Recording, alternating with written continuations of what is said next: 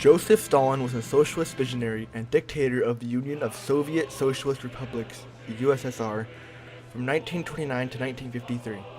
He was born in 1878 and died in 1953, leaving behind a socialist country.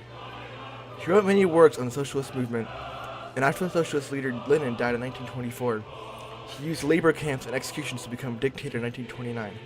He aligned with the Allies during World War II and helped destroy the Eastern Axis front after the Battle of Stalingrad.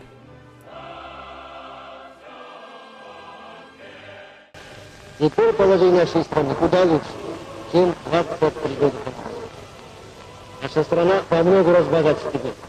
И промышленностью, и продовольствием, и сырьем, чем 23 года назад.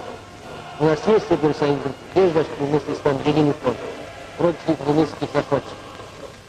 Мы имеем теперь сочувствие и поддержку всех народов Европы. The economic state of the USSR before Stalin was very poor. The industrial output in 1922 was 13% that of 1914.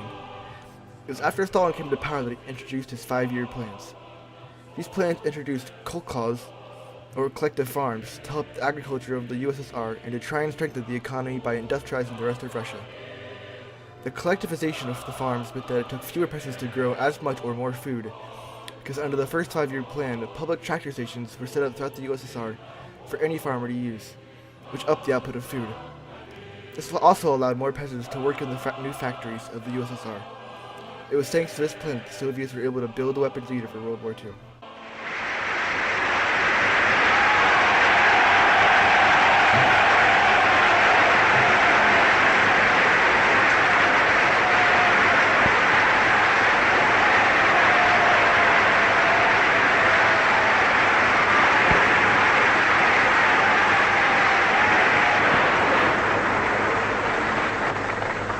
Можете рассчитывать на то, что товарищ Сталин умеет выполнить свой долг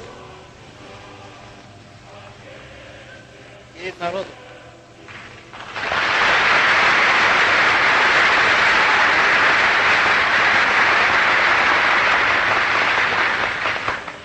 Перед рабочим классом.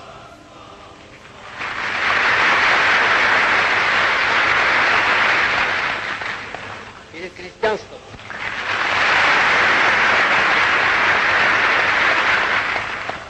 Перед интеллигенцией.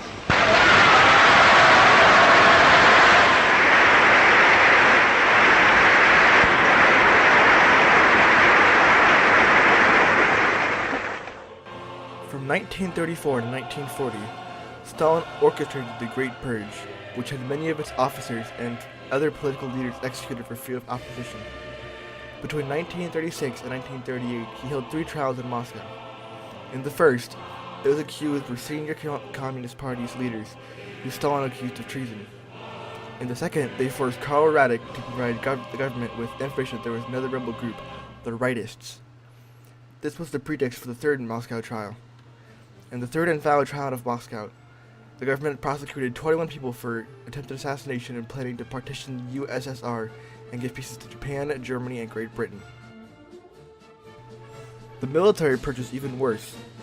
Stalin ordered the execution or exile of 3 of 5 marshals, 13 of 15 army commanders, 8 of 9 admirals, 50 of 57 army corps commanders, all of the commissars, 154 of 186 division commanders, and 25 of 28 army corps commanders.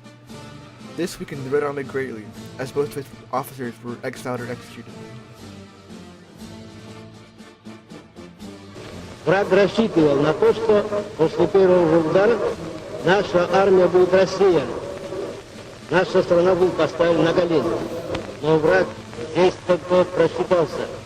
Несмотря на временный неуспех, наша армия и наш флот героически отбивают атаки врага на протяжении всего фронта, нанося ему тяжелый урон.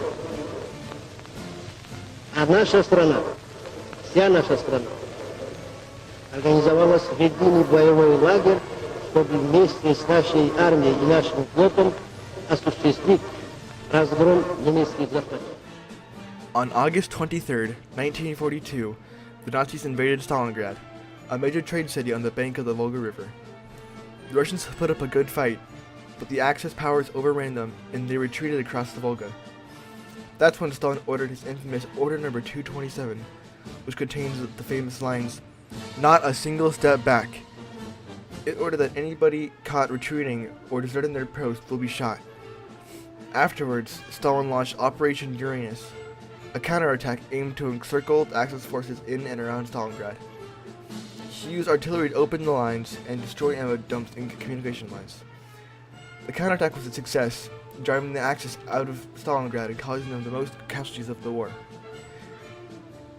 In his book Stalin's Wars, Jeffrey Roberts says that Stalingrad has often been identified as the turning point of the war on the Eastern Front. Operation Uranus had been a success thanks to Stalin and his generals. The Tehran Conference was held from November 28th to December 1st, 1943. It was the first meeting of the Big Three, the leaders of the three main Allied powers, Roosevelt, Churchill, and Stalin. It convened to discuss further war strategies and make decisions about smaller countries like Iran and Turkey. During the conference, Stalin used his recent victory of Kursk for leverage in his demands. In 1945, after the war was over, another conference was held near Crimea, in a city called Yalta. As Stalin was doing excellent while driving west towards Berlin, he felt he could control the conference. Among his demands was that the USSR would keep the previously annexed parts of Poland, and he also wanted German soldiers to work in labor camps in order to fix the post-war damages, and he wished for all citizens of the Soviet Union to be returned to the USSR without their consent. Joseph Stalin's legacy is very far-reaching. The victory at Stalingrad crippled the Axis armies and made a counterattack possible. He saved Russia by industrialization to make more weapons and machines for the war. He showed that the underdogs could win major battles in World War II. Fighting against the Germans against all odds was very courageous. Not all who remember Stalin have good memories, though. After the Communist Party took over, they released documents of the purges. It caused a major de-Stalinization. Statues and paintings of him were removed from most office and government buildings, and eventually the city of Stalingrad was renamed to Volgograd. There you have it, the life, leadership, and legacy of the Man of Steel, from the 5-year plans to de-Stalinization.